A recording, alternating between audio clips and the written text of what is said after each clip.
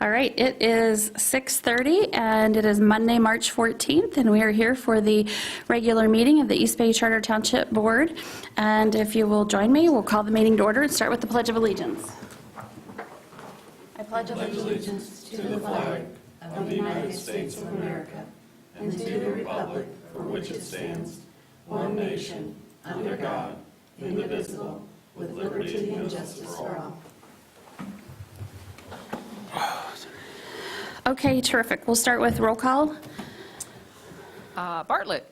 Yes. Lyle. Here. Walters. Present. M. Cortade. Here. S. Cortade. Here. Cook. Here. And Friend. Here. Great, thank you. All right, you have the agenda in front of you, and we'll review it for conflict of interest. Is there any conflict of interest declared by anyone on the board? Okay, with none declared, we'll look at the agenda. We have the consent calendar, and let's see, how many things? Seven items before the Township Board. You'll note that is the DNR Trust Fund grant application, updated land use permit fees, zoning administrator wage adjustment, grant award and striker purchase, RFP for employment manual, Par Plan Board of Directors election, and Planning Commission appointment for a board representative. And that one was added today. Those files were updated to the website in the agenda and on the packet. And so with that, I would ask if there's approval of the agenda, and if we do so, could we move the Planning Commission appointment from G up to behind C? So it would be the fourth item. Make a motion to approve the agenda with the change, moving G to C. Support. Okay, motion has been made to approve the agenda with the one noted change and supported. Any further discussion? All in favor indicate by saying aye. Aye. Any opposed by no? Motion passes. We'll move on to public comment. Would anybody like to speak to us under public comment? Okay, seeing no public comment, we'll move on. Correspondence and reports, those are in your packet. You will see we have the Beckett and Rader newsletter, we have a February Treasurer's Report, and the Clerk's Report, and they're printed and online for your review. With that, we come to the consent calendar. Ann, would you like to go over the consent calendar? Sure. The purpose of the consent agenda is to expedite business by grouping non-controversial items together to be dealt with by one board motion without discussion. Any member of the board, staff, or the public may ask that any item on the consent calendar be removed and placed elsewhere on the agenda for full discussion. Such requests will be automatically respected. If any item is not removed from the consent calendar, the action noted in parentheses on the agenda is approved by a single board action adopting the consent calendar. This evening, you have the minutes of February 15th, 2022. Recommend approval. From the general fund, check numbers 16874 through 16941, the amount of $171,002.75, and previously approved and lost in the mail were check numbers 16835 and 16859. The emergency fund, check numbers 4909 through 4937, the amount of $34,360.29. Previously approved checks 4817, 4890, and 4906 were lost in the mail.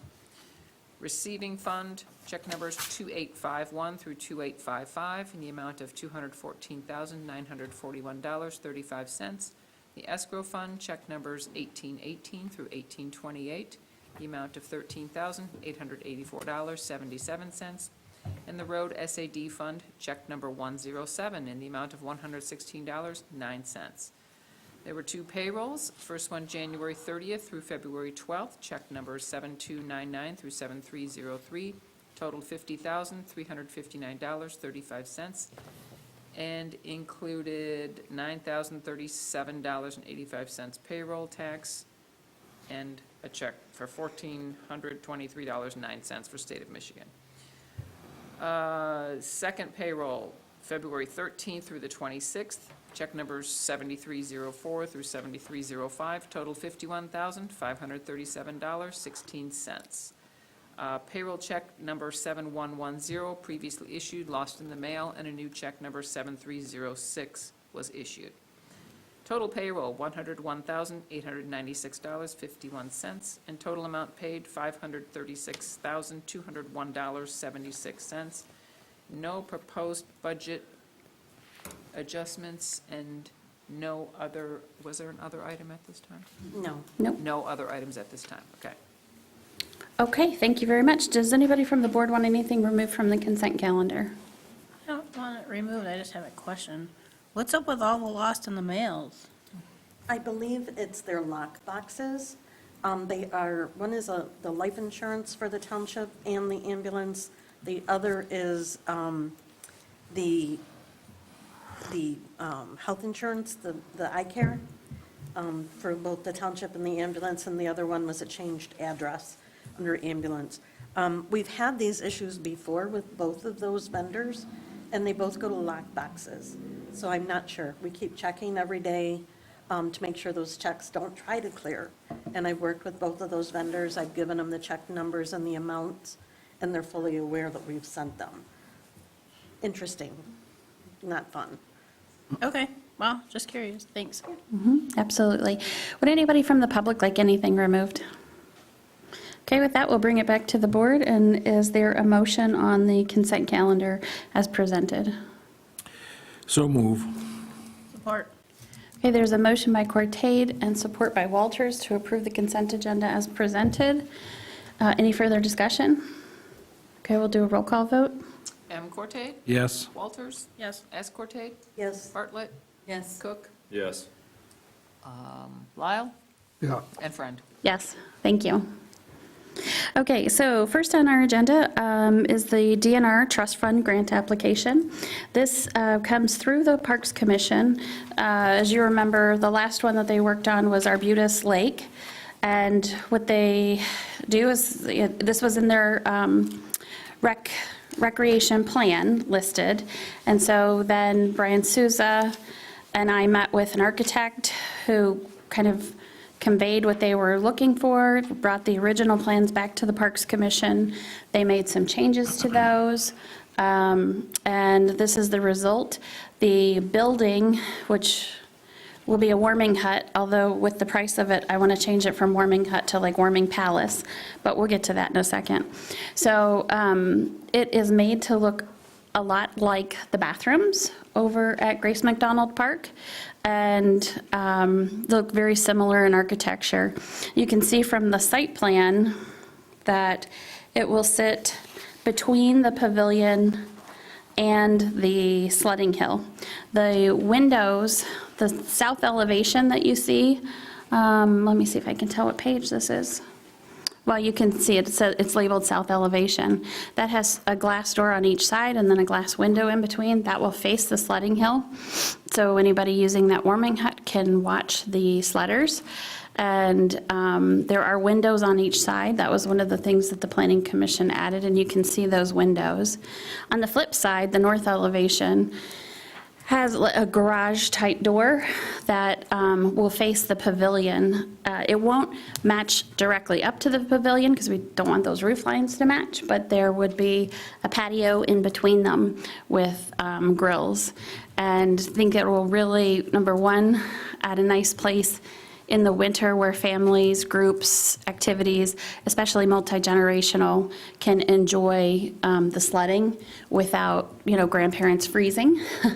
And we'll be able to watch the kids. And then in the summer, it'll also be useful because you can open that large door side, and it just really expands the use of the pavilion. It also offers the opportunity for them to rent not just one place out, or one person could rent both places, or they could be used for two different functions even at the same time. This does include a walkway that would go from this straight to the bathroom. So instead of going right now for accessible, you have to go from the pavilion to the parking lot to the bathroom. So this would make a triangle almost, so you could go straight to the bathroom.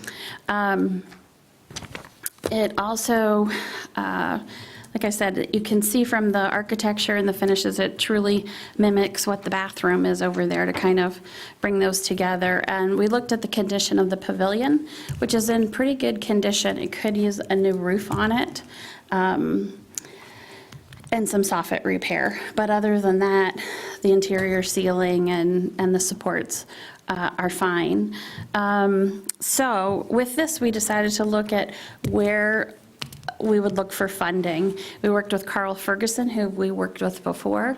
Carl put together our Arbutus application and some other applications. And we decided that we would look at the DNR trust fund application system again.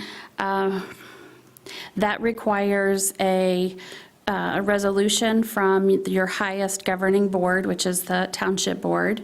And the verbiage in there is, this verbiage is part of what was the same thing with Arbutus and indicative of what the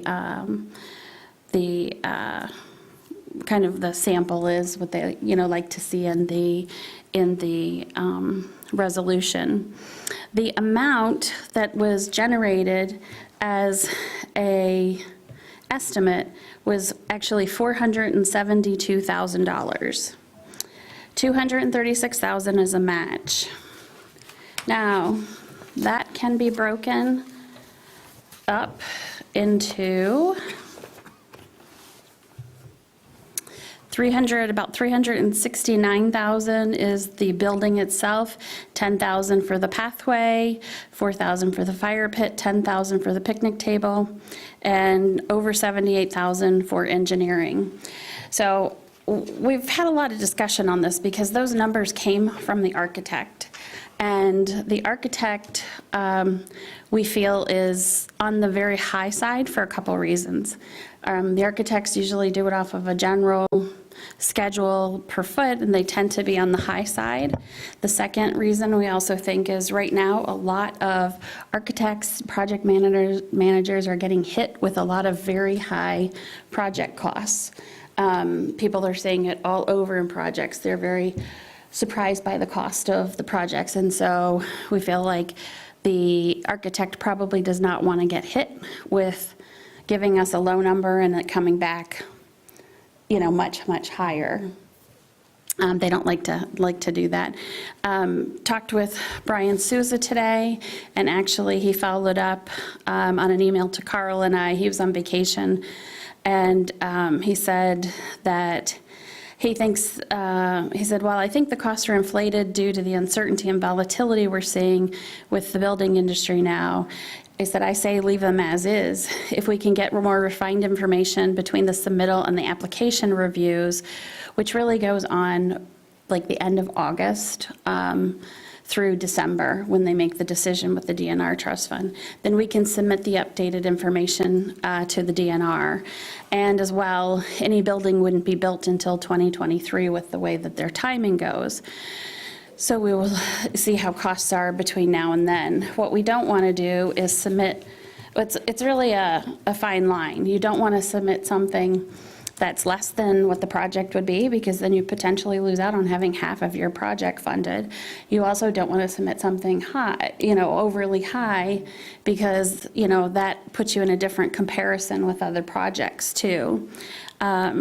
So at this point, not having better information to go on, and when I say better information, what we anticipate is taking these and actually talking with some builders and having them do some estimating on it.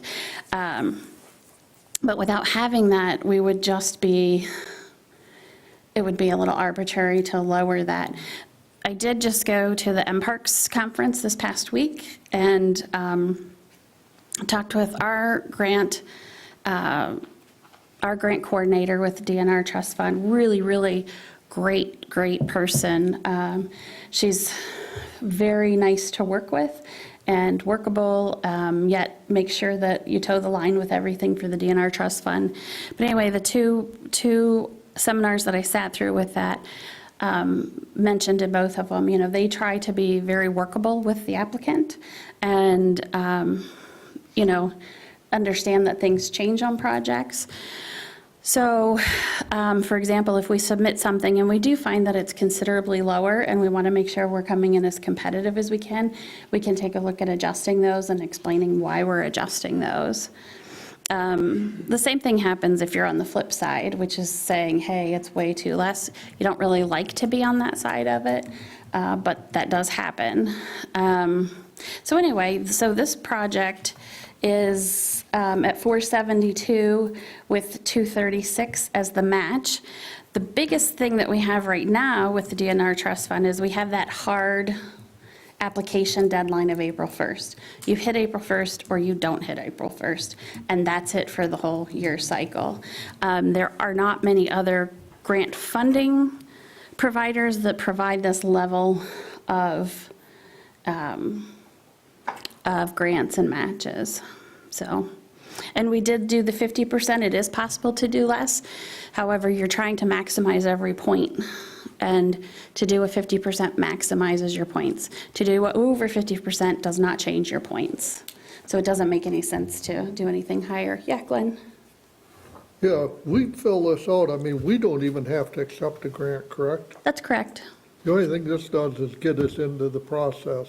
That's Before correct. the deadline, okay. That's correct. And there are some blanks on this, so let's see. First, we are beginning with Resolution 2, I believe. And then, whereas the Board of Trustees is hereby making a financial commitment of the project and the amount of, the matching funds would be $236,000. And then, and number 1 would be the grant application for $236,000 for a project total of $472,000. And then the last section would be resolves to make available through financial commitment and donations of 50%, and that would be the 236. I would also mention too, the Parks Commission had a really nice time in February. They went out to Grace McDonald on a Saturday and had a sledding party there, and there were Tracy, I was gone, Tracy graciously helped getting all the coffee and the hot chocolate there. Or Nick and you did. Okay. So it was a great idea, and we were working towards it, and then I said, oh, by the way, I'm going to be gone that weekend. Can you guys help out? So I really appreciated it. But I heard, and you guys would know better, that it was fantastic. They had 75 people who showed up for that, and we're excited about the idea of the warming hut too. So they definitely did speak with them. We've also been gathering some data over about 6 weeks. Out there. So on Saturday and Sunday, a Parks Commissioner each took a different day or couple days, and they would go out at 11 a.m., 1 p.m., and 3 p.m. and count how many people use the park. So they'll be getting that data together so that Carl can use any of that in the application just as kind of context. But overwhelmingly, they were surprised at the numbers that they were seeing in the middle of winter and with some of the conditions. So it's a very well-used park, and even in the winter time. That's cool. Yeah. Any other questions? Yeah, Mindy? Yeah, go ahead, Mindy. That breakdown that you had, I had 369 for the building and 78 for engineering, but I missed what else you said. Sure, hold on one second. Let me find that. You know what, I did get this late, I looked it in, but I do have copies of it, so let me pass them out to you. There's 3 that way, and 3 that way.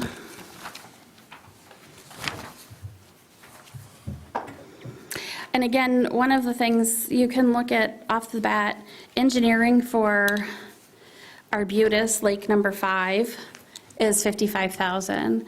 And that was the contract that we approved. And that Arbutus also included an Eagle grant and some more intricate design than this will take, and site preparation, that sort of thing. So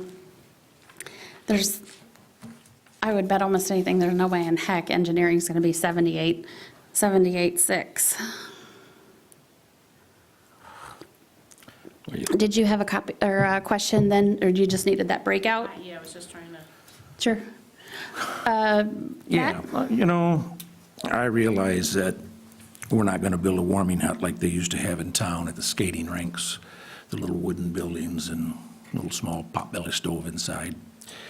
But $472,000 for a warming hut is outrageous. Absolutely outrageous. And as far as I'm concerned, where I sit on this, once you figure out the actual project and where we're headed, then we can talk about approving it and moving on as far as funding. I know you want to apply to the grant, but I have a hard time thinking anything at the $200,000 mark even for that kind of building.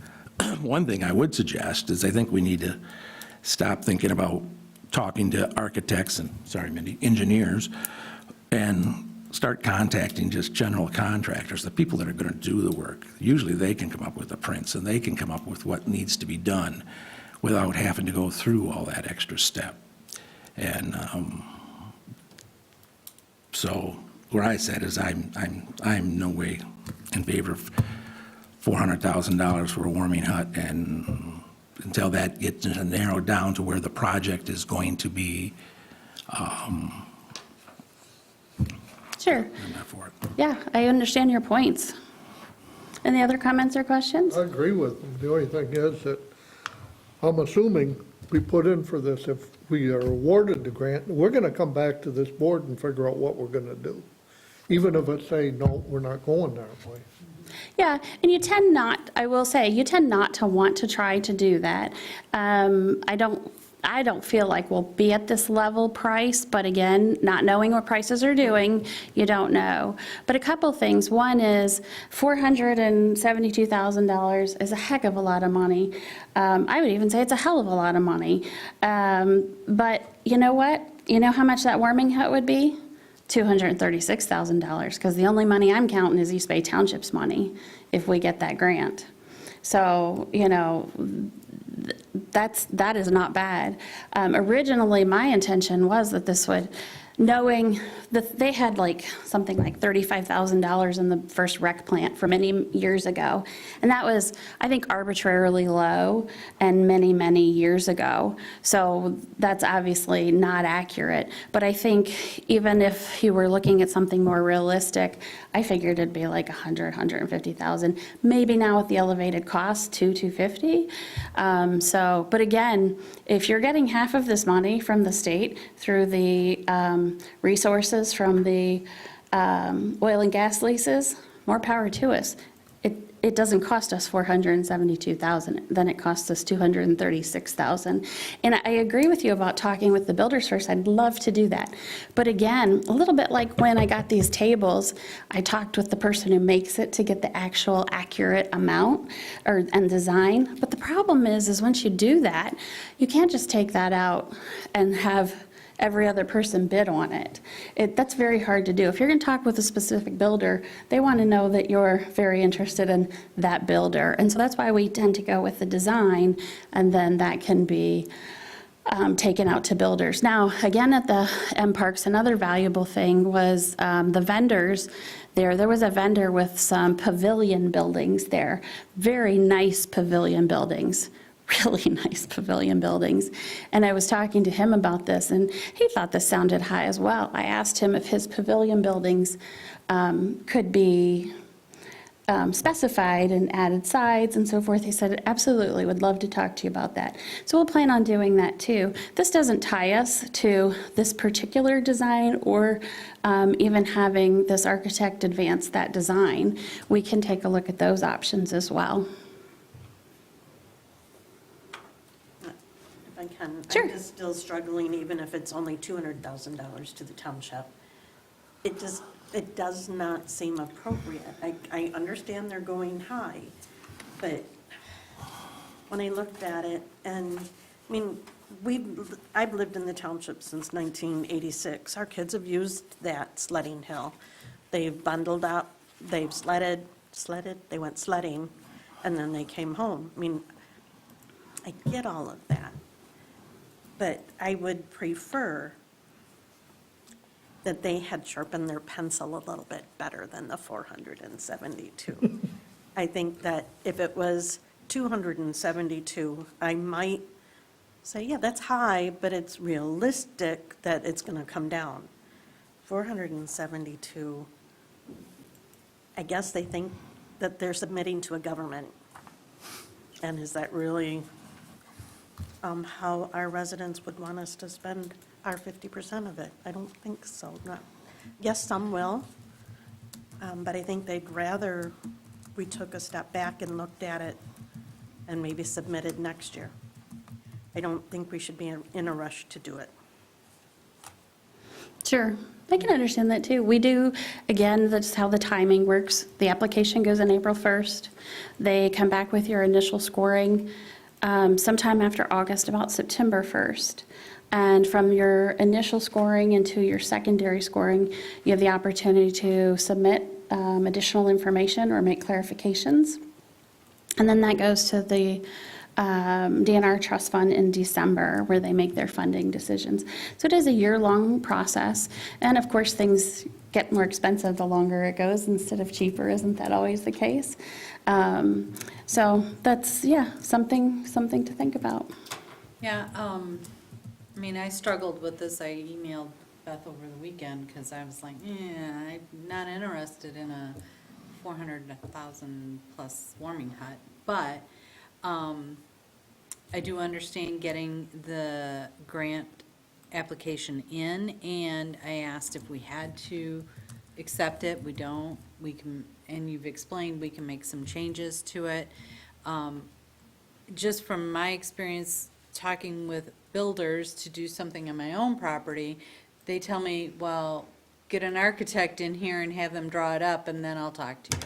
So I don't know what's the right process and the wrong process, but that's been my experience, is a builder won't talk to me unless I have drawings. So I get going to the architect first, and an architect isn't the one building it, so he's not gonna have a good, in my opinion, a good idea of costs. So, you know, I am not interested in a $400,000 warming hut, but I do understand getting the grant application in, so we can always make changes. So I'm okay with that. Is the grant application process, is it all or nothing? So if we apply for, No, sometimes they will award you a portion. so they could go through a review process and dial back what they're willing to award for. They can. I haven't seen them do that as much. When I've seen them do that is when they come down to their last, because they go through a really very interesting process. Excel spreadsheet, they start clicking off what they're going to fund, taking down, they determine how much they're going to spend that year based out of their fund, and then take off the projects they know they're going to want to fund based on the scoring. And then when they get down to the last several 100,000, they'll start looking at certain projects to certain levels sometimes. They'll also look at potentially funding some, which is a great thing too. And yes, you're right, you don't have to accept the grant. And there are grants after award that don't go through for whatever reason, whether it's the DNR's choice or the applicant's choice. My preference, if I had my druthers, would be not to let it get to that point that we would work on this with Brian prior to at least the final scoring, and then retract an application if the board wasn't satisfied with the cost at that point. And you can do that as well. Kind of to follow up on my first question on the all or nothing, if you were indeed awarded the full matching amount that you're asking for here, and the township, the board decided, hey, we didn't want it, weren't interested in matching the $235,000, which would be on the township, and it would say half of that, could you only accept half of that grant? You mean, so if you were going to build something different and scale it back? Yeah, if it was value engineered down to a much smaller, more reasonable project, could you accept it? So you can change things, but it affects what impact it has on their scoring and what things you change. So like, a lot of what they're after is accessibility. So say, for example, in this project, you said, well, we're not going to put in the walkway to the bathroom because they could always go to the parking lot and then the bathroom. That would probably not be acceptable to them because it's taking away accessibility or an increased level of accessibility. However, you always want to be in discussions with them because they do understand that things change and you explain that and so forth.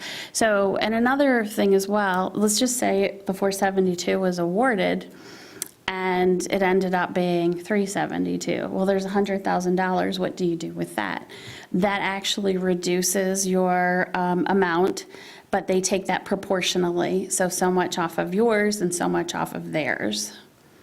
So you wouldn't get all of theirs at 236 and then put in like 136 from the township. They would take theirs down by 50,000 and take yours down by 50,000. Yeah. And I've got a lot of, I guess, general questions about design, but I don't think it's appropriate at this time because this is preliminary. These are, what, 10%, Very- 20% design drawings at that? Exactly. And really for DNR Trust Fund, what I've learned is you don't have to, some of it actually can be like, well, not exactly like on a napkin drawn out, not to that level, but they don't have to be, this is as far as I would want to go in design or even in pricing, because it just doesn't warrant the effort beyond that for the grant. Because there's such a long process and so much information that you have to go through. How much have we spent to date with this architect, do you know? $1,000. It's reasonable.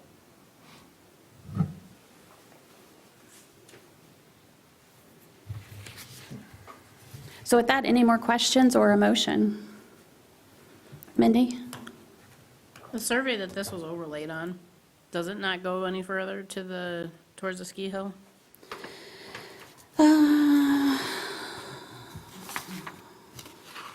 I don't have the second part here right in front of me. Yes, I do, hold on. Well, no, I mean, this is all that I have. So I'm sure that they will have that or do have that. Well, I'm just wondering, because I don't think the survey probably went any further, because this was probably done for when they did the parking lot, Probably. so it probably doesn't go any further. My concern is that you're getting very close to the top of the ski hill, or not ski hill, the sledding hill. I don't think this will fit. Actually, it was the opposite when we were out there because we paced it out. I was out there with Ray Kendra, the architect, and with Brian, and we were concerned about it not being close enough for it really to be a viewing area. Because you, say for example, you want to be able to have your kids sled if you're standing on that patio on this side or in the building. Okay. Yep. The other thing that I'm seeing here is that the cost of concrete is no way indicative of what this is showing. I mean, this is talking about the concrete only for the path to the restroom. It doesn't have this massive slab of concrete that goes all the way around. So that hasn't been determined yet to be concrete. Okay. And it don't, does it say on here that it's concrete? It does. Oh, it does too, doesn't it? I'll have to have them check on that because really what we talked about was some pavers or some type of permeable patio type material. Okay. And another question I had for design is I think you need at least a walk-through door on the side of the pavilion, On the side, on the side of the pavilion instead of just the overhead. okay, A man door. Yeah. The man door. sure. And that the garage doors need to be glass. What's that? Garage doors need to be glass doors They are glass doors, yep, for the overhead? yes. Okay. And do you see where those two people are on the north elevation? I think we could probably put a man door in there pretty easily. Yeah. That sounds like a good suggestion.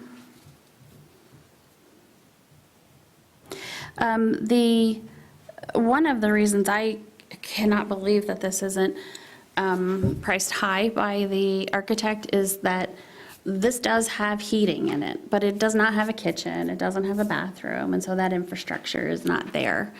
And so he may be looking at some different price per foot as well. Well, when I was on the Parks Commission, we put in electrical sockets for people in their crock pots. And I think that there probably needs to be something in here, a corner, I mean, for the crock Yeah. pot stands, Yep. if you will, or Yep. serving station, and I don't see that that's a possibility with the way it's laid out right now. But that's something that can be discussed at a later time, but I just don't, I don't think that it's been thought through all the way yet. So you It's- said this is heated, though? It is heated, and Brian was talking about natural gas. Brian was talking about using a type of heating system that we could put on a timer, so it would be regulated with the time of day. Yes? I was just gonna say, because what I thought about when I first seen this, and it was gonna be heated, that you're gonna have kids wanna go in there and crank that baby up. I believe that you get thermostats now that's hooked to your Bluetooth. They can be right to a computer. I can freeze Sue out of her office by this. Not very easily, but yeah. Yeah, not very, yeah, your office is always warm, isn't it? Anyhow, I would think that's the way it'd be set up and be programmed back here in the computer of when it's gonna run, and As long as you have strong enough internet. we have pretty good internet out there, don't we? Yeah. Maybe there, not everywhere out there, though. If Actu- you go to Station 9, you don't have real good, No, we got a Inside cable, though. building. We got a cable that runs, there's Charter there, yeah. yeah. That's what that Anyhow. monitor or that modem is. Is But- there natural gas on site already? I guess if we're talking about design issues, I don't see a floor drain in here. You have to pick it up and hook it up to, I don't know, they got septic tanks out there at the bathrooms now? They do. or that'll have to be hooked up there, I would imagine. Yeah. Yep. Any idea what, I guess this is probably too early, but an estimate on what the utility costs will be to run and keep it heated with a roll-up door open? No, but our natural gas has been pretty reasonable at the different township buildings and at the other buildings as well. But with a building with the door open all day during, Yeah, well, it would be closed in the winter, so it would be open in the summer, and it wouldn't be heated in the summer. The furnace would be turned off. Yeah. One of the items that you'll see on that, and we talked to Ray and Brian talked a lot about this too, is this circle that you see here is a fire pit. It is off to the side. It's intentional. That way, we looked at several pictures of different pavilions, open-air pavilions even, that have the fireplace on the side. And we didn't want anything tied to the structure. This would be raised separate on some type of paver system so that that would be safe. You looked at the ones at Hickory? Might want to. Okay.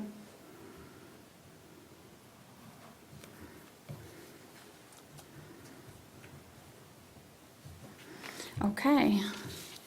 Any other questions or motions? I'll make a stab at a motion. I make a motion to get firmer dollars, firmer quotes and numbers to narrow down the scope of this project, to bring back to the board before the end of 2022 to be able to submit with the 2023 cycle. Support. Okay, motion's been made and supported. Is there further discussion? The problem that I have with that is you're another 2 years down the road before we're gonna ever build anything. This isn't costing a dime to put in for it. And this board's gonna have to say when it comes back whether we say yes or no, or cut it, or whatever. That's my thought. I appreciate that. Well, what I struggle with is that it almost acts like it was a project that was rushed to meet this deadline of the grant. And I've never been a fan of the let's throw something at the wall and see if it sticks. And that's kind of the way I feel about it, is if I were in a position when they come back at 472, it just went in the trash can and says, let's start over again, because it's ridiculous. And I understand what you're saying, and I know what some of you are saying, oh, we'll just apply for the grant, and if you get it, you get it, and you get it. But I don't like that type of government. I don't like the fact that, well, there's free money out there, just go out and try to get it, and then we'll see what we want to do with it. And I really think the project needs to be refined down to a point where we understand what we're paying. Comments were made that, well, at 236, it's a good deal then, because we're only paying half. That's part of my concern, is that they'll come back with a full grant, and then the push will be to build a $472,000 warming hut. And I think that's ridiculous. It's just plain ridiculous. I would just add the comment, I appreciate what you're saying. I don't support a $472,000 warming hut either, or anywhere close to it. But I guess I can appreciate the preliminary phase that this design is in, and, you know, it's 6 of one, half a dozen of another in my mind. If we wait and go through a full design and spend more time and effort and money to get through a full design, have meetings and workshops on, you know, what design considerations are we going to take into account, we get down the road further, and we miss another deadline, and now we're into another year potentially. And I don't know how long it would take. Maybe it's something we could do really quick. I guess conceptually in my mind is we've got something here that's very preliminary from a design and budget standpoint. We've got the opportunity to get in front of this from a funding standpoint and dial it back if we need to, which, you know, as far as Matt Cook is concerned, that's the only way that it would move forward. I couldn't support something, you know, this inflated of a price for a warming hut. But having a warming hut at the park is, I think, a good idea. And, you know, we've got the opportunity to do that now. I think I'd support that. Mindy? I do not support a $472,000 warming hut either, but I do have a question. What is the date for which we have to decide whether or not we are going to pull a grant application? Say we submit for the April 1st. What is the date for which we decide as a board that we're going to pull that application, or if we're going to resubmit, if you will, updated information? And can we get this thing dialed back so that we actually know what is going on? Is that August 1st? No, so you can pull the application back up until the day of the December decision. You can let the DNR staff know that you're removing that application.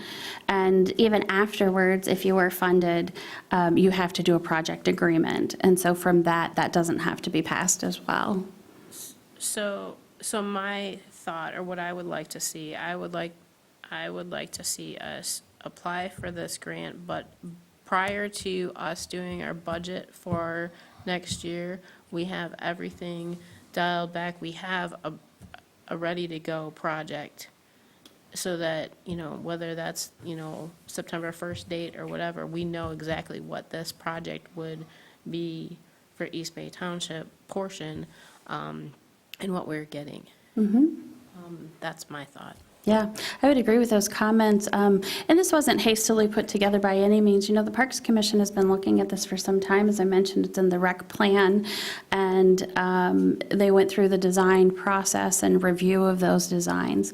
The part that is more recent to us, and I don't think is any function of anything other than the accelerated prices that a lot of people are seeing. And also potentially an architect who's getting probably hit and seeing a lot of increased prices on a lot of projects and wanting to make sure that that's not going to happen on this one. So, yeah, absolutely. So let's see, we have a motion right now to let me see, it was to hold this proposal till 2023 and refine the costs. And that motion is made by Cortade, supported by Cortade. Any further discussion? Just one last thing, I was just thinking about this whole design thing, is, was there ever any, and maybe it's not an option, but ever any consideration to retrofitting the existing pavilion to be a warming hut? So, no, we didn't talk about that. Quite frankly, there's not much to that No, I was saying- pavilion, and I think a lot of people use it as it is. I think it's also a little further removed from the sledding hill, so maybe not quite as much as like what a warming hut would be. But, you know, it could be a possibility. Maybe we refine the numbers and they're not, you know, any better. Then maybe we look at improving the existing pavilion or enlarging a pavilion. Yeah. Any other questions or comments or on the motion? Okay, well, it's not a resolution because that's just a motion to do the project again in 2023 and have refined costs. All in favor indicate by saying yes. Aye, rather, sorry. Aye. All opposed by no? No. Okay, motion fails. Is there any other motion? I have a question. Sure. Since this is a resolution, and I would like a motion with conditions, how would we do that? So one of the things I'd like to do is keep the motion very clean for the DNR trust fund, but then anything that you would like to see, we could do in a separate motion. So which would we do first? What types of things are you looking for? I would like to, have language such that if we don't have a better nailed down costs and that we agree on it by September 1st, that we remove the project from the grant application procedure, so that we have a to-go project by September 1st, if that's. So what I'd like to do with as busy as contractors are, and that we can pull an application all the way through December, I would not want to tie our hands to that date specifically. And we do plan on coming back. I do plan on getting numbers more refined with Brian, as again, I talked with him today after he was gone last week, and talking with the subcontractor or the vendor that I mentioned to you at M Parks.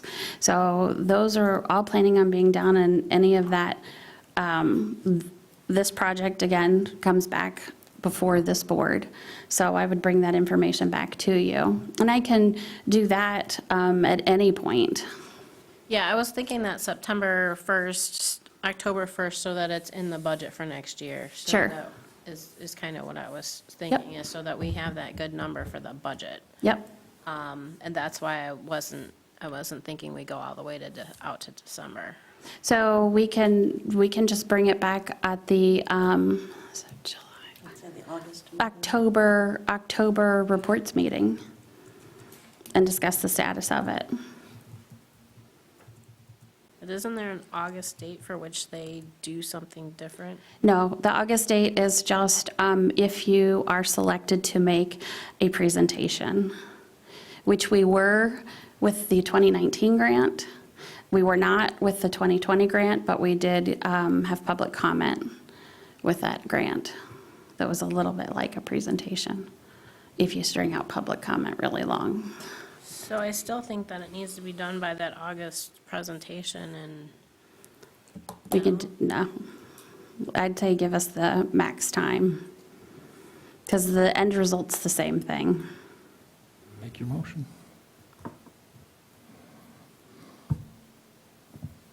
Is there a motion on the resolution? I move to approve Resolution 2022-02, which is the resolution approving the submissions of application to the Michigan Department of Natural Resources Trust Fund 2022 grant program, with the total funding being $472 and the match indicated at $236. And then we can get to anything else. Mindy, is there support for that?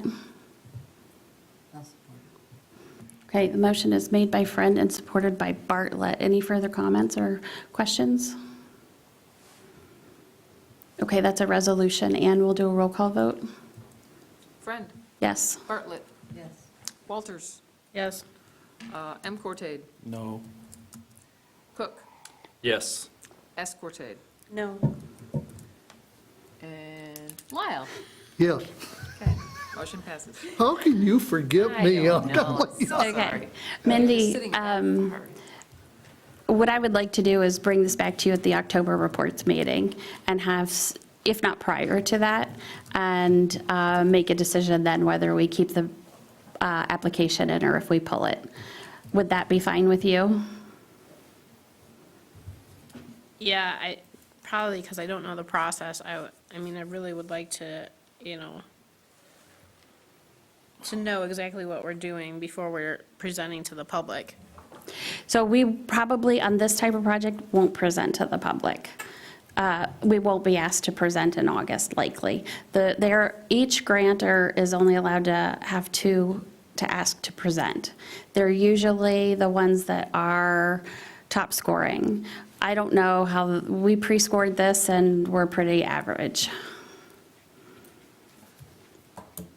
When do you find out if you're going to present, or be asked to present? Usually, I think it's in August. Because If that- if which that's is- what she wants, then we need to work towards that process. Well, and like I said, we will try to do that, but I'd like to give us to August because we will have a lot of contractors, October, because we will have a lot of contractors that are busy. I just want to give us the maximum amount of time. And again, the process of pulling the application isn't any different in August as it is in October. It's the same. Other than if we're presenting. I mean, it's not a difference to Yeah, pull it, but. but presenting here's the would thing. be different. I wouldn't, number one, we probably won't be in that higher tier of scoring, which the scoring doesn't happen until September, but they have a pretty good idea. And just like people pre-score themselves, we pre-score, look at other ones. Number two, I wouldn't present on a project when I have a board that's considering pulling an application. I'm not going to put my face or the township name up there and then potentially pull. What I would do is wait for the next DNR trust fund meeting and do a public comment and present at that. It's the same thing.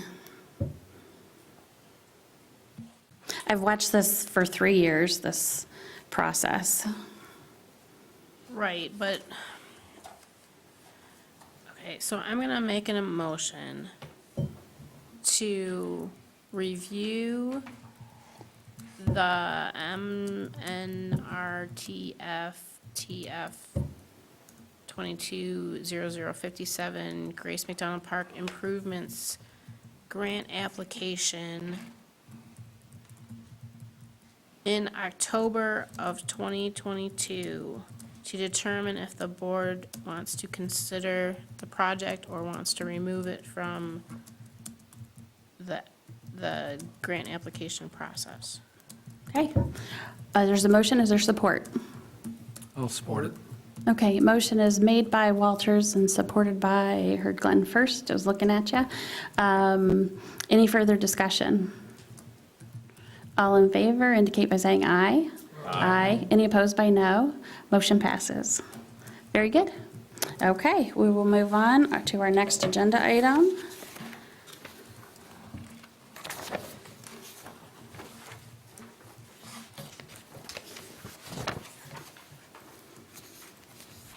And that is the updated land use permit fees. If you remember, with the budget last year, we did a resolution that had all of the costs of the permits, applications, fees, licenses, and initial escrow. And Claire, if you want to visit with us, Leslie mentioned to me that the food truck, earth movement, and tree removal was needed to be added. Do you want to mention this? Hi, everyone. Yeah, it looks like there's 3 that we're adding. They're all planning and zoning department related. So for the food truck one, there was, the Board of Trustees adopted the ordinance amendment 1-21 in February of 2021.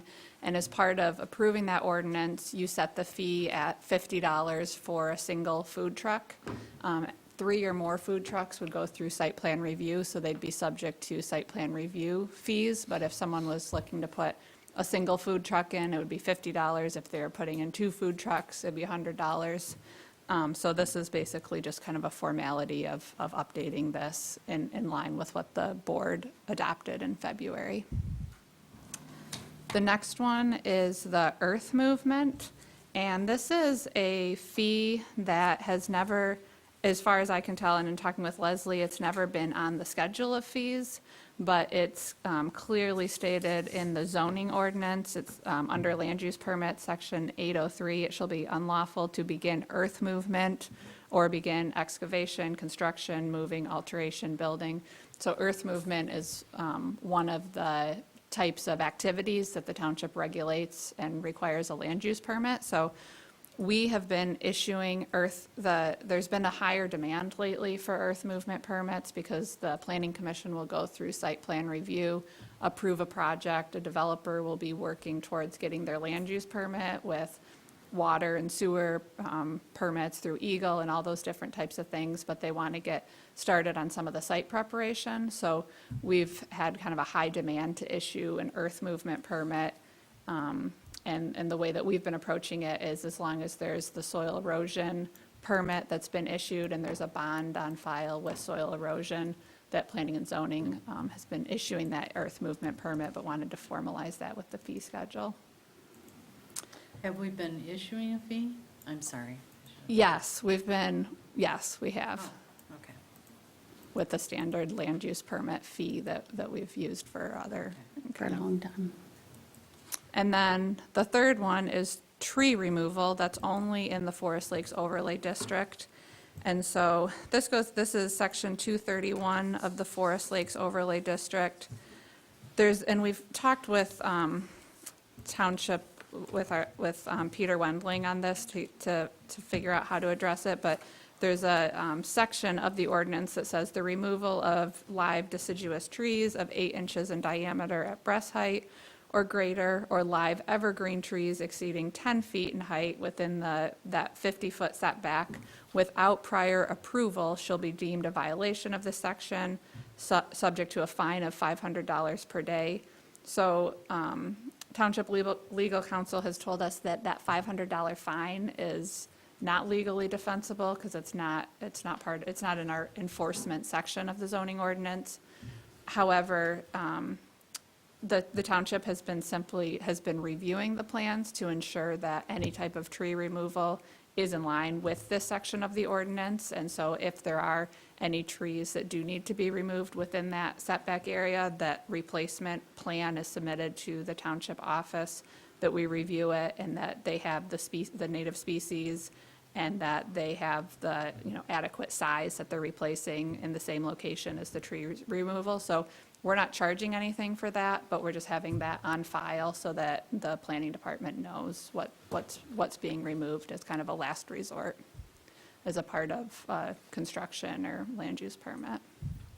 Okay, and so then this resolution just notes that these were approved in November of 2021, and what is being changed, and just kind of updates that resolution so we can track that.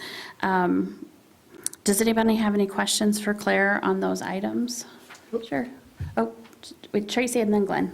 Not necessarily for Claire. The resolution talks about a FOIA. FOIA is exempt because it has its own set of fees. Okay, I guess, why is it here then? I think it was asked to be included in there because we didn't have the fees included in this table, maybe last year. I copied it off of the earlier Okay.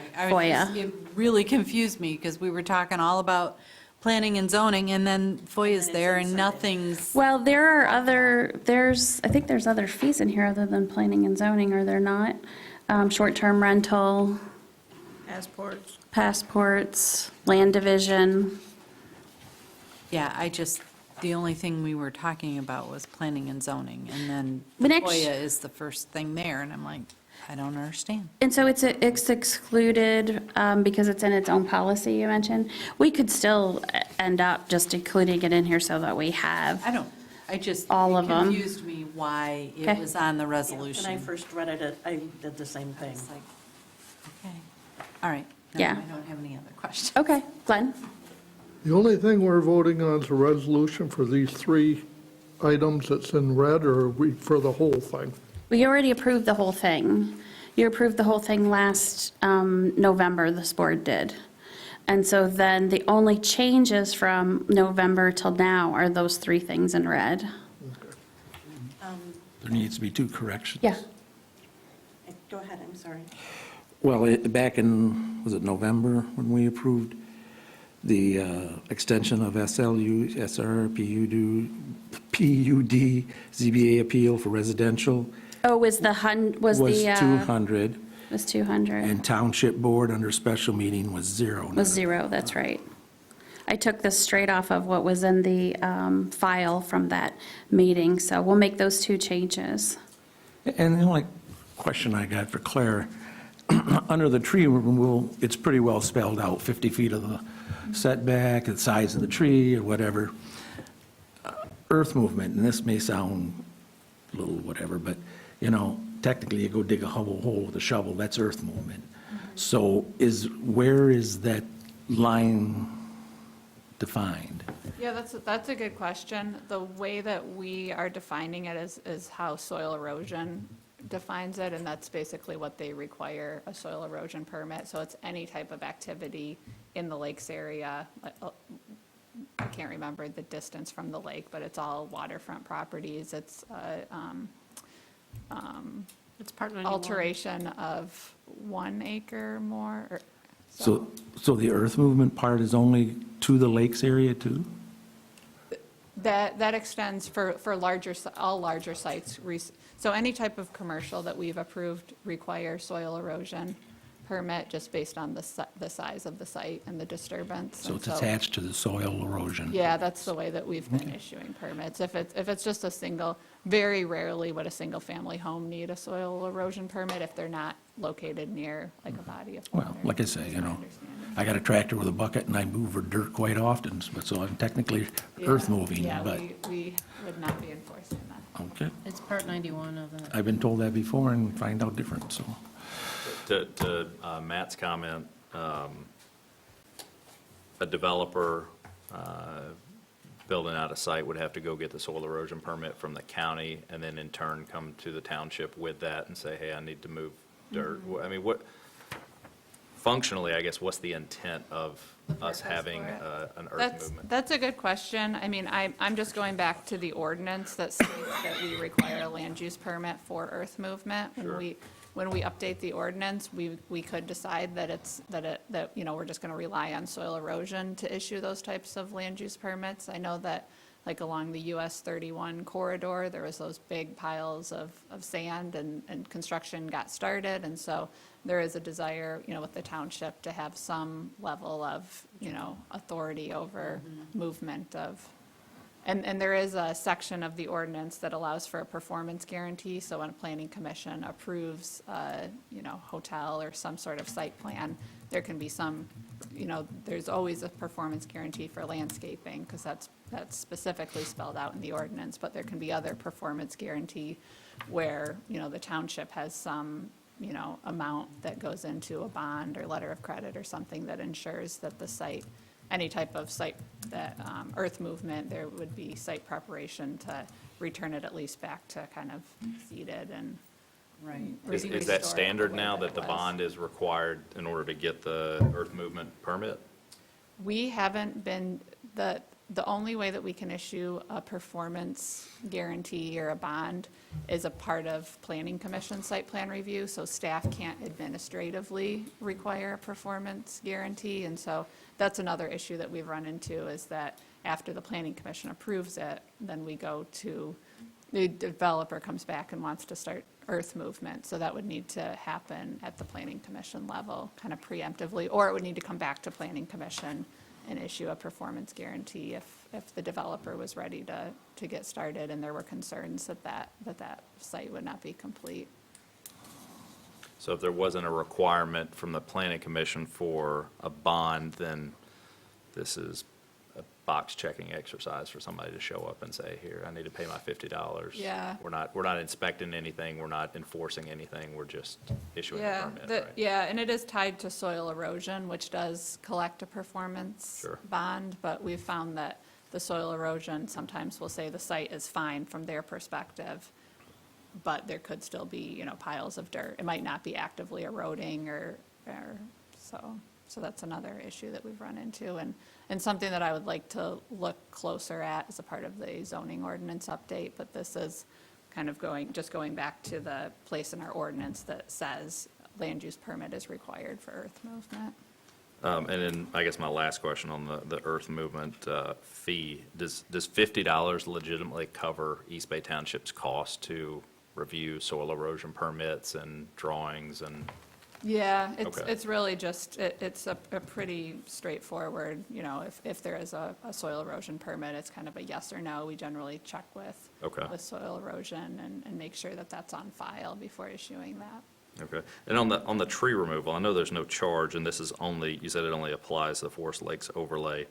Are those pretty consistent? I mean, do you see a lot of the tree removal permits issued or requested? We have been seeing more lately because there's more eyes on the lake right now, and there's been, I think, better communication with property owners that's an expectation. Okay. And with contractors, too. Yep, we've been communicating with contractors, landscapers, and so we've had quite a few more plans being submitted to the office and kept on file with their parcel. I mean, I'd be interested to see, especially in the rush of development that's going on everywhere in East Bay Township right now, is at least for those, if there's a way to kind of compile those annually of How many? how many trees there are, of what kind, we're losing. Okay, that's good feedback. We Just can something to have, I look at mean. that in the annual report. Okay, so, Mindy, go ahead. With the food truck line item, I'd like to see it say each up to 2, and then 3 or more site plan approval, just Okay. so it's right in here, nobody questions it, you don't have to go back to, but especially the each part. Okay, yep. We can do that. Yep, that ties back to our ordinance, but it could be definitely articulated there.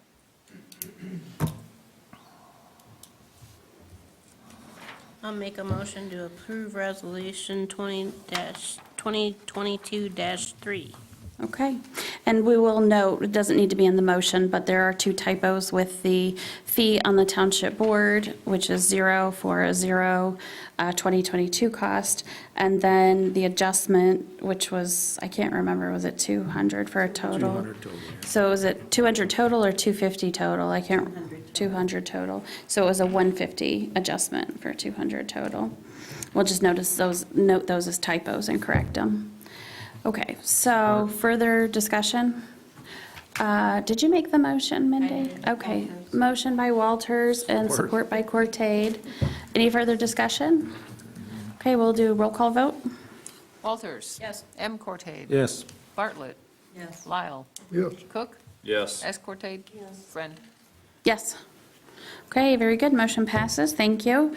The next agenda item is the zoning administrator wage adjustment, and I'll cover this, Claire, but if you don't mind staying if there's any questions. So as you can see with the information that was presented to you, this again, that resolution 2021-35 was passed with the budget in November. And on page 32 of your packet, you can see that the zoning administrator, it notes an adjustment of 2% upon certification. It also notes that 2740 is not including that 2% because we didn't want to assume that would necessarily take place. So then I can say that Preston Taylor successfully completed the zoning certification test. He finished that, I believe it was February 18th.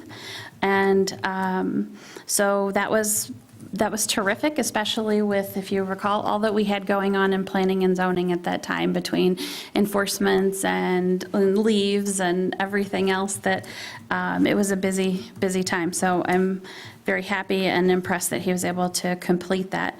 So with that 2% would kick in based on this, and then would be $27.95 with that additional 2%. So, Just ask a quick question. sure, Payroll has been taken care of through yesterday. okay. When does this take effect?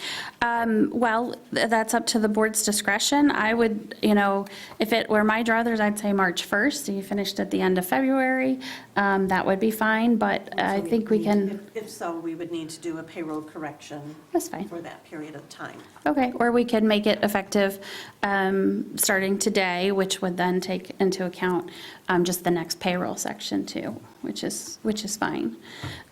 So with that, is there any questions? Mindy? I was gonna make a motion. Okay, go ahead and make a motion. Move to approve the verification and implementation of a 2% increase in hourly wage due to certification starting today, March 14th, 2022. Okay. Or All right, very good. Any other questions or comments? I'll make a comment. I do apologize because probably to be consistent with the other way I'd done this, I probably should have did this in an updated resolution that would have tied it all in, but we'll make sure. I don't think it really needs to be done because it is noted already in here, so when we go back. So we'll just make sure that we carry that through for next year. But, okay, that sounds good. Motion has been made by Walters and supported by Lyle. Any further discussion? All in favor indicate by saying aye. Aye. Any opposed by no? Thank you very much, and I know that Preston very much appreciates your support. Thank you, Claire. You might even want to just stay for one more second. We do have the Planning Commission appointment. That information is included in your supplemental information on page 6. So it should be that last page. And if you recall, again in November 2021, we must have been very busy. There was a motion as Mindy had some other outside commitments and could not complete the Planning Commission appointment. We put Tracy in that position. And at the time, we had mentioned it would be through April. And so this is that time when I said we'd bring it back in March, and indeed we're doing so. And this would be to then reappoint Mindy back into that position on the Planning Commission. And if we do so, first, I want to thank Tracy for agreeing to and being on the Planning Commission for that number of months. It certainly has been some long meetings during that period of time, so then it's particularly appreciated. And Mindy, I've talked with her, has kept up on the applications that are before the Planning Commission right now, the developments, the minutes and the packets and so forth. So feels pretty well versed going on with that. One of the big projects that's been before the Planning Commission that has had a lot of detail is having a special meeting on March 24th. And Tracy would go to that, as I'm asking for this to be effective April 1st and moving forward, that we would switch those positions. If they make a decision on March 24th, well, that's fine, then it's pretty clean cut that if they don't, I still think that it's still appropriate to switch them, because I would think that on a special meeting with only that subject, they would make it pretty far advanced to what they're planning on doing. And as again, Mindy has kept up on those as well. Anything, Mindy or Tracy, you'd like to add? No, I mean, other than I've enjoyed it, it got me back, like in the mix of it, which I enjoyed. But I do think it's appropriate for me to go through the March 24th meeting, just because of the applicant that's there and all the public comment that's been on that issue. I think it would be better not to It's not often you hear somebody want a 702-page packet, but, Mindy? I will say this, I really appreciate it. My daughter made it to, they are state champions Good. going to nationals, so I can't make the 24th meeting because we're going to nationals. So when she said April, she did mean April. She meant she couldn't make March. She meant she can't make March. That's good. That's awesome. Can I just say something? I mean, Sure. I appreciate what both of them have done. It's not an easy job. My concern is maybe from the developer's perspective, and I'm not really sure how that comes out, but if on the March 24th special meeting, things are still not hashed out, I'd kind of like to see that Tracy's still there in April for the April meeting instead of switching people. I mean, I realize there's a line cut and, drawn in the sand, but I think changing persons behind the desk making the decisions midterm it's because it's already a heightened Yeah. development. I think we would want to see it through with the same people if we can. I was thinking of that too, and I was thinking, well, how do we do a motion, maybe base contingent and so forth, but then it occurred to me, or maybe somebody said to me, probably somebody said to me, well, of course, that development ends up going to the township board anyway, so all of us will be on there making that decision anyway. So I thought that was a pretty interesting point about that. Yeah. Psych had said that. He's like, we are a recommending board on that decision. So, otherwise, I would agree, but knowing that the 700 and some odd page packet, I think we're pretty close to that. I mean, I don't know what's going to happen on the 24th, but because we're both going to see it anyway at this level, I don't know But that that would then be. also, the two of you have weighed in from a planning commission perspective, and then coming on as a board member perspective. How does that work? We're always a board member perspective when we're on the planning commission. Well, they're not I see what you're getting at, they're not a quorum. But I think there's some special verbiage in the Red Book, MTA's Red Book, that does discuss being able to, what do they call it? Something about voting on your own work. So then there'd be two members of the township board that have weighed in on their own work as a planning commissioner, and then have to look at it as a Well, trustee. yeah, I guess, but I think it's not voting on your own work, I think it's voting on your own vote. And if it's not finished, I was trying to figure out Yeah. the verbiage. But if they're in the not- Red Book today. if they're not finished, it wouldn't be voting on the vote, so. I just think that this is And, difficult enough development to be changing speeds at. but I think too, all of them are. I mean, so this development is very important to a lot of people on both sides, because you could look at the communication in the 702-page packet and find that. But just as important is the wedding venue to Mrs. Raymond, or the, hotel to Mr. Mortier. They're all important. I get that. So I don't know if you guys have any, does anyone have any ideas on making accommodations for timing, or just go ahead and cut to the chase? I mean, I think that they know that that's what ultimately, where they'd like to be.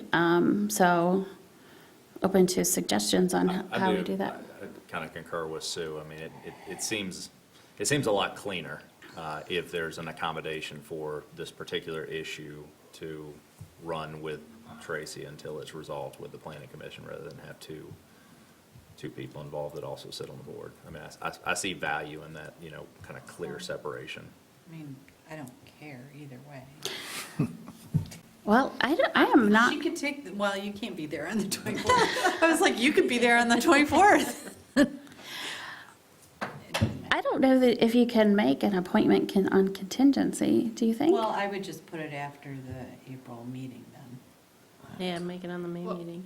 May? I think if it was not resolved at the March 24th meeting, it most likely wouldn't be at the April meeting, because we have, I think, 6 or 7 agenda items. It's already going to be a really long meeting, so. That's a good point. Planning and, well, and that's a little bit to the point I was saying, like, every development's important. Planning and zoning typically has a slow time a little bit. We haven't had a slow time. We've just been, it's been very busy. My report to the board with all the FOIAs that we've done. There's not going to be any slow time. Yeah, and I think that's the other thing, is just kind of looking at if there is an opportunity for a clean break. I think there's 4 agenda items that are being carried over from March on the April meeting, and then 2 new agenda items of new developments that are being introduced at that meeting. So I think it is going to be kind of a continuous, I don't know if like at the end of April, we'll have, all new slate of developments for May. I guess I would just assume, that we not make this decision for the April meeting, but after the April meeting, so in time for the May meeting. I guess I see it differently. I agree. I see the value of keeping the consistency from the applicant's point of view and everybody's point of view, because there's no change up there. But on the other hand, all these boards are designed to be in and out occasionally. Heaven forbid, someone gets sick and has to leave the board at some time. Or just You're going to can't have make to a find an meeting. appointment. So, and I realize it's a big thing, but it's not the end of the world one way or the other. And you're right, I think anybody that's been around it's not like Mindy doesn't have any experience in what's going on, just like Tracy does. So I think your April 1st timeline is plenty appropriate. Do you have any comments, Glenn? No, I see both sides of it, but if we delayed it, like you said, if Tracy got sick, she couldn't go, Mindy'd be going anyhow, so, I mean, And Mindy, your schedule is good for April, correct? Oh, should check. you're not getting sick either, right? Oh, jeez. In which case, I make a motion that Glenn's the alternate. I feel sick got a lot. already, You got a lot of reading to do. and there'll be a test afterwards. Trust me, there will be. Okay, would someone like to make a motion? I would make the motion that April 1st, that Mindy would be reappointed to the Planning Commission. Okay, is there support for that motion? I'll support it. Motion is made by Lyle, supported by Cortade. Any further discussion? Just that after the April 1st date, Mindy, come and see my office for your oath. You get sworn at. You need to be sworn in. Okay, all in favor indicate by saying aye. Aye. Aye. Any opposed by no? Okay, motion carries. Thank you both for your service on the planning Been kicked commission. off. You've been booted. She's probably the happiest ever to get the boot right now. I know you have enjoyed it. Okay, Claire, thank you very much for being here tonight. Let's see, this was not her first night meeting since she's been back from leave. Third, yeah, But who's counting? third. Her husband, because he has the kids. He has 3 kids almost. This is true. Okay, so with that, we'll move on to the 2% grant award, the striker purchase. And Nick has really good news for you, and we have a little bit of a funny story to go with it too, don't we? Funny story? What's on the good news? And now it's not going to be funny because it'll just be a big letdown. Big letdowns, I don't know what you're talking about. Really, I gotta get with the program. So in end of this, middle of December, we kind of threw a Hail Mary and applied for a 2% grant to purchase a cot and power load system for the new ambulance that's supposed to be delivered sometime this year. If it gets Thought it was the supposed to chip, be right? last year. Well, it was ordered a week ago, so I'm told that it should be here in June or July, in theory. We do have a chassis that's been delivered to the factory, they're just waiting to put it on the line. So we applied for this grant to the tune of $43,000 and some change, and kind of threw the Hail Mary, and they awarded us the grant. Okay, so the funny part is, you sent me the email, and I thought it was just like a notice of, all the people who got it, and did not see that we had gotten the grant. So he's like, did you see the application? Or did you see the email? And I'm like, so what? And he's like, She just kind of blew me off. I'm I was like- like, why aren't you excited about so, this? but then what's even funnier is he goes, I didn't know, you didn't know either. Someone called to tell you. Yeah, You didn't catch it. Do it the normal way. The person that used to be in charge of the program passed away over last February, I think. So they didn't do it their normal way, and they just did a press release, and it went to like Up North Live. So I'm getting like text messages from different people, and they're like, hey, congrats on your grant. And I'm like, what are you talking about? So both of us had the most underwhelming experience Yeah, it getting a was- successful grant application. Yeah. So with that, since the quote expired and we had to get a new quote, Stryker wouldn't completely honor the quote, and there was a large price increase. Well, also since then, they've released a new cot, which is the new model, and it kind of fixes all the issues that we've had with the old model, with the new model. The downfall is it's about $8,000 more expensive than the current model. The reasons for that is it's got a lithium-ion batteries instead now, and there's some different packages because it's the new model that we have to purchase with that. So we're asking to purchase the new cot model since the old cot model is going to be discontinued. And then with that, we're also asking to purchase the Prevent Service Plan, which is what we've done with the other two cots. Normally, we did that on a over time basis, but they like to do it now up front. That way it's done. And with the purchase of that, with the warranty and then the service plan, it'll give us 5 years of coverage where everything's covered. So with looking at the budget, we did find that we were about $49,000 putting into our capital outlay fund from 2021 till 2022. And we were budgeted to purchase another Lucas originally anticipated, but I think if we purchase this cot to the tune of that excess of $16,820 for the cot, power load, and the service plan, we can continue to try to apply for a grant for another Lucas moving forward. And then the install of that was already included with the price, because originally we were going to take the power loaded cot out of East Bay Alpha 2, which is the old truck that's being replaced. This way, that power load's about 5 years old, so this way it'll actually give us more time with the new truck, with the new power loaded cot. Yeah. So, just real quick, one of the things Nick said when he was going to see the new updated system was, I'm not really sure if we'll want the newer updated system, that may be some money that we don't have to spend. And he did come back from that demo that they had and was absolutely impressed with the improvements that they have made. And then I was just at Board of Review this morning, and Rachel Zemanek, who's on the Board of Review and is one of our full-time paramedics, asked what was on the board meeting tonight, and I mentioned this, and she's like, oh, please tell me you are getting the new one, because she had looked at it too. I don't know if she physically looked at it or looked at it online. We've had conversations. Yeah. So it's about 8.5% lighter than the other cot. So when we went from a normal no power cot to a power cot, it added about 50 pounds, 50 to 60 pounds, made it quite a bit heavier.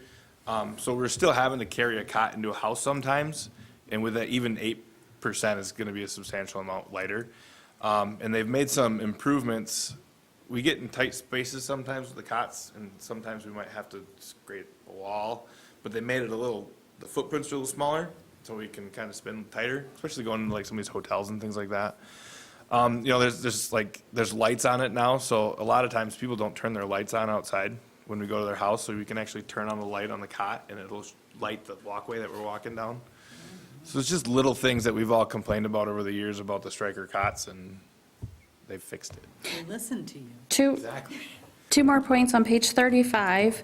You'll see this table, the capital outlay plan. This is what was presented to you with the budget for the ambulance. What we've done is we've taken 2021 and 2022. It wasn't a long stream of several years, and we had all the capital purchases mapped out, yes. But we've just blown up 2021 and 2022 to show you, here's what you had seen, that budgeted line is exactly what you saw for both years, what we're anticipating and how that's changed. So you'll see the beginning fund balance stays the same, but that 75,832 has changed, and that's based on what we look like we're closing at on 2021 with the Fund 210, and so it bumps that up. So we'll be sitting in a better position. So we definitely have the funds to be able to sustain the increased 17,000. And then the other thing is I would note that in any motion, and I don't believe, let me see if I read this, I would like to add the verbiage of the acceptance of the grant in that as well. Mindy, did you have some questions? I do. What is the life expectancy of these cots? They say it's 10 years. Okay, and then with regards to a Lucas, A, what is a Lucas, and B, do we need one in 2022 anyway? So we have one now. A Lucas is it's a mechanical CPR device. So instead of us doing manual CPR, it does compressions for us. We have one now. It's getting older. It works just fine. It's still under service contract, it's still covered. But it will need to be replaced in the future. Okay, We so- are, I was just gonna say, we are writing another grant for that Lucas in this coming year. So if it dies tomorrow, We have it's a- still under service agreement, and Correct. so do they send us rent, or? They have loaners we can use if we need to. Yep. Okay, and that service agreement is through when? Do you know off the top of your head? Off the top of my head, I don't know. Through the end of this year? I think it's probably maybe next year, or when, I don't know when we sign those contracts. I'm sorry, I don't have my glasses on. What did you say? I don't know when we sign those contracts. Oh, I don't know. Okay, Was that also a 5-year? It was either a 4 or 5 year, I can't remember. So go ahead. I'm just doing, if we, I wouldn't say it's a critical need to purchase a new one right now. On the Lucas. So the other thing is, if you look at the numbers, we still are fine to purchase the Lucas. We could continue that in the budgeted, I mean, we Right, could. that's what I'm saying. But we just moved it because we knew we were writing the grant. okay. I just want to make sure, because I don't Yeah. want us to not have the equipment that we need. No, because of right. something- If we don't get the grant, you'll see that move to the other column. Okay, And I'll come back in again. okay. Other questions before we move to Glenn? Mindy? No, I'm good. Okay, Glenn? Just clarification, you talked about a 5-year warranty. It's got the cot has a certain warranty, and then the power load system has another certain warranty, and together it gives us the 5-year coverage. So the warranty will cover like everything that's wrong with it, Okay, anything. but what's the service are they charging us also for a service contract on whatever that thing's under warranty for? No, if we don't sign a service contract, I think the warranty for the power load is 2 years and the cot is 3. Looks like 1 and 2. Well, there you go. Yeah, I was thinking it was 1 and 2. I was thinking it was 1 and 2, But too. what my thought was, is if you've got a full, let's say it's 2-year warranty, do we need to buy a service contract for that, for the first 2 years? We get a better deal with it now if we buy it up front. I can tell you, too, we looked at this in 2016 or 2017, very similar, the exact same thing. And we looked at what it covered, any price changes, and we ended up buying service plan right then. Well, just right after we purchased them, right? We didn't Wasn't buy it- service plans till I started. On the cot? I don't think so. I could be wrong, but I thought we did. might have. Did too. I don't know. Yeah, I thought we did. Well, whatever, that was my I just concern. know that there's an increase in price for that yearly cost if you wait till afterwards, after your warranty's expired. Yeah, we did, because I looked up Stryker on our payables. So, go ahead. I guess under a lot of circumstances, the warranty seems just as an add-on to be an add-on, but we're talking lives here. I would do the warranty and hope we never need it. Well, we've done it with the other two we have the same service plan with the other two cots and power load system. And we make a phone call and they're there within 24 to 48 hours to fix it, and we don't get a bill for their repairs. Yeah, that's what I'm talking about, that service plan. Yeah, I don't think we did that till I started. And you have used it several times? Several times. Okay, just making sure. Because like, it's plastic, so things break, and we call them, they come fix it, and, you know. Kind of covers everything. I'm not an extended warranty kind of person, but Sue's right. I mean, in this situation, we're talking about critical need infrastructure, and it should be covered. And it's medical supplies, everything's Yeah. expensive. Mindy, go ahead. So in this quote from Stryker, it has 3 years and 4 years, but it doesn't say a total years with warranty. So when that actual, like the 3 years would take place, I would like to see that spelled out. So it says that the warranty goes from 2022 and 2023, and that these 3 years are after that. Yeah, I mean, I can forward, when we get the contract to sign, I can forward that to you guys. I just want to make sure that that's in there, because I want to Yep. make sure that we are, for in fact, 5 years. Likely, we cannot change their contract, but what we can do is make sure that we Oh, have write the it in here. numbers. Make sure, and I'll confirm with Becky to make sure that's spelled out in there, and we'll do that. Kind of along the same lines, talking about the service, I'm just curious, the 3-year and the 4-year, the extended warranties for these things, these are expected to be paid now for work 2 years from now, really, when Correct. that starts? Okay. They can be paced out as well, and we are checking to see if there's any additional cost, and if there is not any additional cost, that's what we would do. Yeah, I mean, it would Right. be nice, I think. I think there is an additional. You do cost. think there is? Last time we talked, we weren't sure, so, okay. I think it's beneficial to them to award you a lower price and have it paid early. Yeah, but like pictometry, they didn't do that. You just never know, you know? Yeah. Bird. And just overall question, I mean, it sounds like you've got quite a bit of equipment or a few pieces of equipment from Stryker, looking to buy some more in the future. Do we get any favorable pricing, or is there, I don't even know if that's possible with this type of equipment, or is there any consortium pricing, like through the There's state not or up anything? here. We get a pretty good deal based on our relationships we have with them.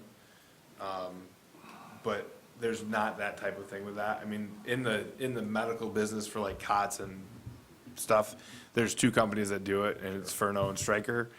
And same thing with our monitors. There's 3 different companies that do them. And the hard part is if we switch, we'd have to switch everything. Yeah, sure. So there's not a lot of competition with it, and you can only buy it through one person, and it just makes things a little difficult. Okay, so what is recommended is the move to accept the 2% grant for $43,378.24, and to purchase the Stryker Power Load System and Stryker Power Pro cot in the amount of $51,469.95. Not yet. To be installed on the new ambulance when delivered, and approve $8,728.50 for the Stryker Prevent Service Plan. So I guess that would be a motion. Support. Okay. Okay. Motion by Friend, support by Cortade. Any further discussion? I just want to make sure that in the contract that 5 years is spelled out. Okay. And with that, all in favor indicate by saying aye. Aye. Any opposed by no? Okay, very good. Thank you very much. That was a very nice surprise to our operations and our budget this year. And with that, we will move on to the RFP for the employment manual. So that had a cover page when the packet went out, but then the RFP was sent to you on Sunday and is in the supplemental packet, starting at the beginning of it. And so what we have is a binder that has that has the personnel manual in there and a lot of policies. And what we find is, and we found this for years, that there's some conflict sometimes with our personnel manual or employment manual doesn't fit well sometimes with ambulance operations. And then, of course, we have employees versus we have elected and appointed officials. And so I know Nick has drafted a lot of policies and begged, borrowed, and stealed from other agencies. And we've talked with PAR plans, risk management, and of course, we have experience on a daily basis with what ours doesn't articulate, that we need some things filled, and I'm sure, it could be looked at from updating maybe some legal things that we're not meeting, who knows? But that's kind of the point, is to have a consultant take a look at this and do that. And to do it from an internal capacity is, to do it internally, rather, we don't really have the capacity to do that at the township, and I think we would be well-served by with some HR experience in putting together those manuals and any legal assistance that's necessary too. And what we would do is probably reach out to people. We all know some. Sue mentioned one today that she knows. I know another. There's probably many down at the MTA conference. And the attorney that we use for employment law probably knows of several. Sometimes, actually, attorneys do that too. For example, Micah Myers and some others. So we can reach out to those. But this would basically, the idea is at the end of this to give us 2 to 3 documents, one which would serve employees, and that would likely be 2 documents, one for township personnel and the other for ambulatory service personnel. And then another would be for elected appointed officials, because like right now, when someone's appointed, you get a big binder and it really doesn't pertain to you, a lot of it. Although there may be some policies in there, like conflict of interest or something like that, that would pertain to you. So just kind of separate those out and make them appropriate and a lot more user-friendly for the people who are receiving them, and also for us too, internally. I don't really have a sense of the expense of this, although when I initially talked with someone who was doing some HR work for one of our authorities, gosh, I really didn't think it was going to be an arm and a leg. Might be an arm, but I don't know. So we'll certainly know when we get the proposals back. I just want to do a little bit of cleanup with this, if I can. Oh, well, there was a typo on it. We templated some of this from another entity, and so the township that it was templated from was from Pennsylvania. Actually, it was not a downstate township, which I was thinking it was West Bloomfield when I wrote it, but it was actually West something, and they were out of Pennsylvania, and they have boards of supervisors in Pennsylvania. So on page 4 at the top, the second line, you'll see Board of Supervisors, and that should be scratched out, and we'll say Township Board. Right, and I understand the supervisor and the ambulance director because of the specificness, but I would also like the clerk and the treasurer to also receive this information. Oh, yeah, the whole board will receive the information. But at this time, I would say as part of 5, it says that the 2 of you will review the submissions, create a summary, and pass on the materials to the board. Because Tracy and I have both worked so much with that handbook, I would like to see it before it goes to that point. We may see something that is something that maybe the 2 of you have missed. So I was intending on, like I mentioned today, asking for your input on what things do we need to flag to a vendor on things that may be missed or things that, we've had experience with. So that was my intention and plan, but as to serve as a document, just to have something that the board knows, hey, at least this will be done. That's the point. Clearly, as you can tell from my packets, I try to communicate pretty well and involve very much. But, yeah. I would just like to see that the 3 of us look at that together with Nick, and then it can come to the board as a whole. And then under 8, Exhibit A on page 504, it's numbered out.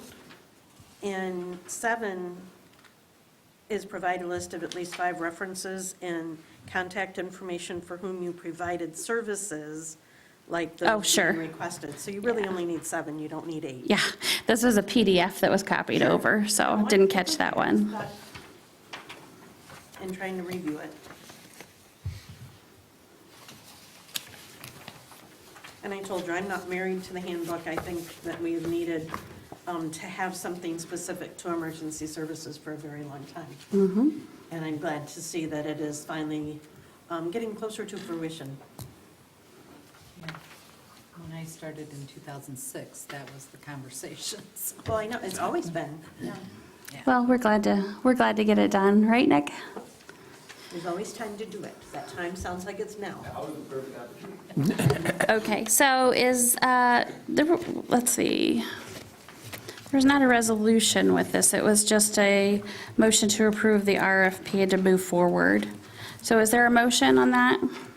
I'll move to go ahead with the RFP for the employment manual. Support. Okay, motion by Friend, support by Lyle. Any further discussion? Just clarification, the RFP is for both manuals, the township board, or the townships and the fire, or ambulance department? Yeah. Yeah, okay.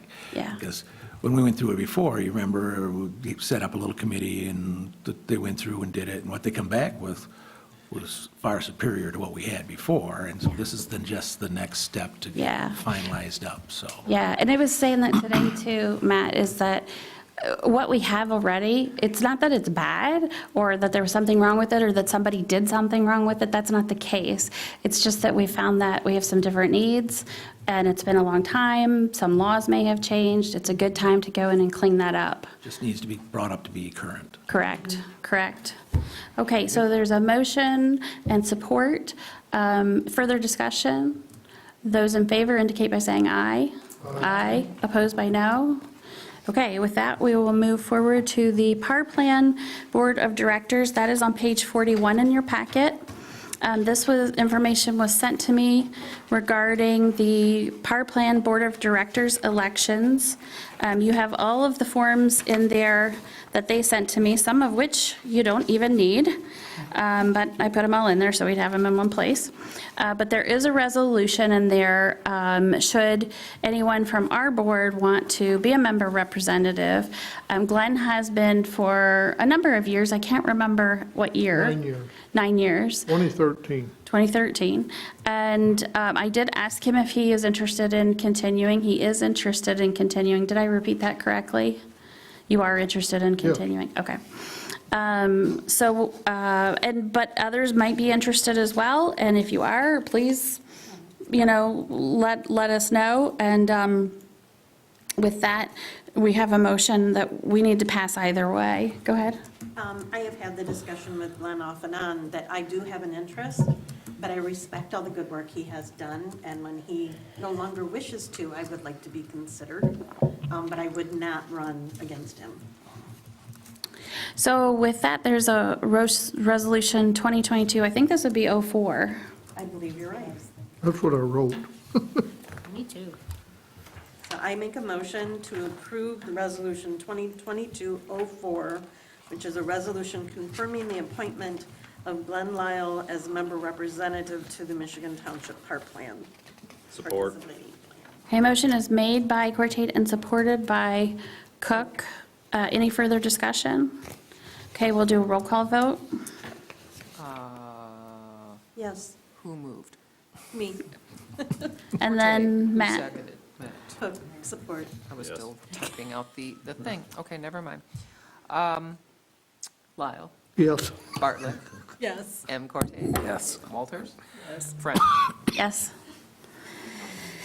Okay, can we just do a voice vote and say we did a roll call vote? Okay, Thank you all. Thank you. good, thank you. Thank you for bringing so many good opportunities to us. So with that, unless I'm looking at this incorrectly, I've been known to sometimes, I think we're finished with our agenda. Public comment. Is there anybody from the public who would like to comment? There's no one from the public who would like to comment. As a matter of fact, I think if we made them come up and comment, they would probably kick and scream. Yeah, no. For those of you not watching, there are two employees in the audience. So our upcoming meeting date in April, I believe, is April 11th at 6:30. And so with that, if there are no objections, we stand adjourned. Have a good evening, everybody. Thanks for all your input.